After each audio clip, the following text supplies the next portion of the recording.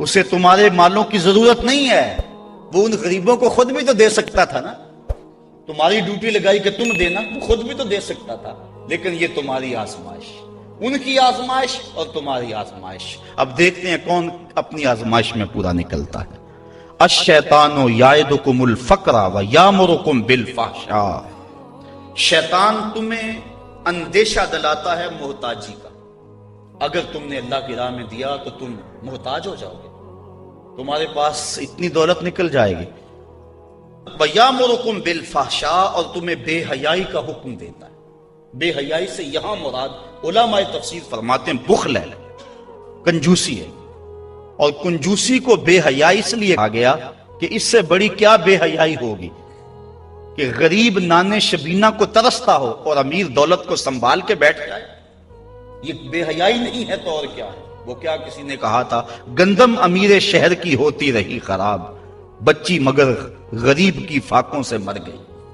تو اس سے بڑی بے حیائی کیا ہوگی کہ ایک گھر میں گھی کے چراغ جلتے ہوں، ایک گھر کے اندر فضول خرچیوں پر مال لنڈھائے جا رہے ہوں، اور دوسری طرف بیوہ کی یتیم بچیاں گھر میں بوڑھی ہو رہی ہیں، اور کوئی ان کا رشتہ قبول نہ کرتا ہو کہ ان کے پاس دینے کے لیے کچھ نہیں ہے، اور ہم پیسے اڑا دیں اپنے نفس کی خواہش کے لیے، جو ہے وہ لاکھوں روپے خرچ کریں اور اپنی گلی میں ان غریبوں اور یتیموں کا لحاظ نہ رکھیں، تو اس سے بڑی بے حیائی اور کیا ہو سکتی ہے؟ اللہ تعالیٰ نے بخل کو جو ہے وہ فحشاء کے ساتھ تعبیر کیا کہ شیطان تمہیں بے حیائی کا حکم دیتا ہے۔ واللہ یعدکم مغفرۃ منہ وفضلا، اور اللہ تمہیں مغفرت کا اور اپنی جناب سے فضل کا وعدہ دیتا ہے۔ تم اس کی راہ میں خرچ کر کے تو دیکھو، وہ تمہارے گناہوں کو معاف کر دے گا، اور جب تم اس کی راہ میں خرچ کرو گے تو اس کا فضل ہوگا، یعنی تمہارا مال کم نہیں ہوگا۔ عقل یہی کہتی ہے، شیطان بھی یہی وعدہ دیتا ہے، اکاؤنٹنٹ سے پوچھو تو وہ بھی کہتا ہے کہ اتنے خرچ کرو گے تو اتنے کم ہوں گے، کیلکولیٹر بھی یہی حساب دیتا ہے، لیکن اللہ کہتا ہے میں وعدہ دیتا ہوں فضل کا، تم خرچ کر کے دیکھو تمہارے مال بڑھا دوں۔ اور میں ایک مثال دیا کرتا ہوں، پرانے دور میں یہ ہم نے بھی دیکھا ہوا دور کہ کنووں سے پانی نکال کر کھیتوں کو ہم سیراب کیا کرتے تھے، پھر دیکھتے دیکھتے ٹیوب ویل آ گئے تو ان سے پانی ہم اپنے کھیتوں کو دینے لگے۔ وہ جو کنویں تھے ان کو باقاعدہ بند نہیں کیا، لیکن اب کہیں کوئی پرانا کنواں ہو تو وہاں جا کر دیکھو، ایک تو پانی بہت نیچے جا چکا ہے، دوسرا ڈول ڈال کر نکالو گے تو گندا ہو چکا ہے، سونگو گے تو بدبودار ہو چکا ہے۔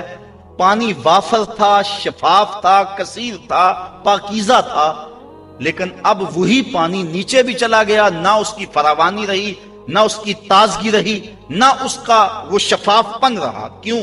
اس لیے کہ جب وہ کنواں اپنا فیض باہر دیتا تھا نیچے سے سوتے پھوٹتے تھے، جتنا لٹاتا تھا اللہ اور دے دیتا تھا، جب اس نے باہر دینا چھوڑ دیا اللہ نے اس کو عطا کرنا چھوڑ دیا۔ اس لیے اس کی راہ میں دیتے جاؤ گے، اللہ خزانوں کے منہ تمہارے لیے کھول دے گا، تمہارے مال میں خدا کی راہ میں دینے سے کبھی کمی نہیں آئے گی۔ اگر کسی کا مال کم ہوا ہے، کاروبار لوگوں کے دیکھیں ہم نے، بڑے بڑے کاروبار اس میں ختم ہو جاتے ہیں، تلک الایام نداولھا بین الناس، دن پلٹتے رہتے ہیں، آج اور کل کیفیت اور۔ اس کی وجہ یہ نہیں ہے کہ اس نے راہ خدا میں لٹایا تو اس لیے ایسا ہوا، اس کی وجہ اور ہے۔ اس لیے راہ خدا میں جتنا مرضی مال دو گے کم نہیں ہوگا، بلکہ اللہ تعالیٰ وعدہ دیتا ہے کہ تم اس کے راہ میں دو گے تمہارا مال بھی بڑھا دوں گا اور تمہاری بخشش بھی فرما دوں گا۔ اللہ اکبر۔ یؤتی الحکمت من یشاء، یہ ساتھ ہی ذکر تھا مال کے خرچ کرنے کا، یہاں ذکر حکمت کا کر دیا، وہ جسے چاہے حکمت دے دیتا ہے۔ مطلب کیا؟ راہ خدا میں خرچ کرنے کا جذبہ یہ بڑی دانائی کی بات ہے۔ وَمَن يُؤْتَ الْحِكْمَةَ فَقَدْ أُوتِيَ خَيْرًا كَثِيرًا، اور جس کو حکمت دی گئی اس کو بہت ساری بھلائی دی گئی۔ وَمَا يَذَّكَّرُ إِلَّا أُولُو الْأَلْبَابِ، اور نہیں نصیحت پکڑتے مگر عقل والے، بے وقوف نصیحتیں نہیں پکڑتے، عقل والے نصیحتیں پکڑتے ہیں۔ وَمَا أَنفَقْتُم مِّن نَفَقَةٍ أَوْ نَذَرْتُم مِّن نَذْرٍ، اور جو تم خرچ کرو یا کوئی نظر مانو، بے شک اللہ فَإِنَّ اللَّهَ يَعْلَمُهُ، بے شک اللہ اسے جانتا ہے۔ وَمَا لِلظَّالِمِينَ مِنْ أَنصَارٍ، اور ظالموں کا کوئی مددگار نہیں ہے۔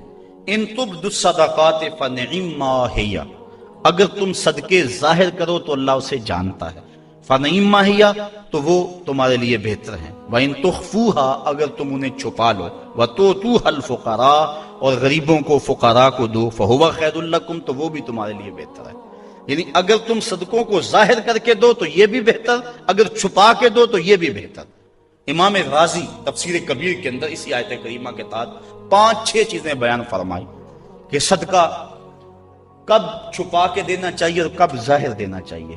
گفتگو وہ لمبی ہے، میں ایک بات عرض کر کے اجازت چاہوں گا اور بات آگے بڑھاؤں گا۔ 2 طرح سے جو ہے وہ صدقہ دیا جاتا ہے، ظاہر اور پوشیدہ، اور اس میں اگر کسی شخص کو آپ دے رہے ہیں، کسی ذات کو دے رہے ہیں، تو پھر اس وقت مستحب اور بہتر یہ ہے کہ آپ چھپا کے دیں۔ کسی کی مدد ذاتی طور پہ کر رہے ہیں، غریب ہے، بیوہ ہے، یتیم ہے، تو پھر اس کی غربت کا اشتہار نہ لگائیں، پھر بہتر ہے کہ چھپ کے دیں۔ اور آقا کریم نے فرمایا 7 اشخاص قیامت کے دن اللہ کے عرش کا ٹھنڈا سایہ پائیں گے جب کوئی سایہ نہیں ہوگا، ان میں ایک شخص یہ فرمایا وَرَجُلٌ تَصَدَّقَ بِصَدَقَةٍ فَأَخْفَاهَا حَتَّى لَا تَعْلَمَ شِمَالُهُ مَا تُنْفِقُ يَمِينُهُ، وہ آدمی جس نے تنہائی میں صدقہ دیا اور اتنا خفیہ دیا کہ جو دائیں ہاتھ نے کیا وہ بائیں کو خبر نہ ہو۔ فرمایا کل قیامت کے دن جب کوئی سایہ نہیں ہوگا، اللہ اسے اپنے عرش کا ٹھنڈا سایہ نصیب ہوگا، اور جو عرش کے سائے تلے ہوگا قیامت کی تکلیف سے محفوظ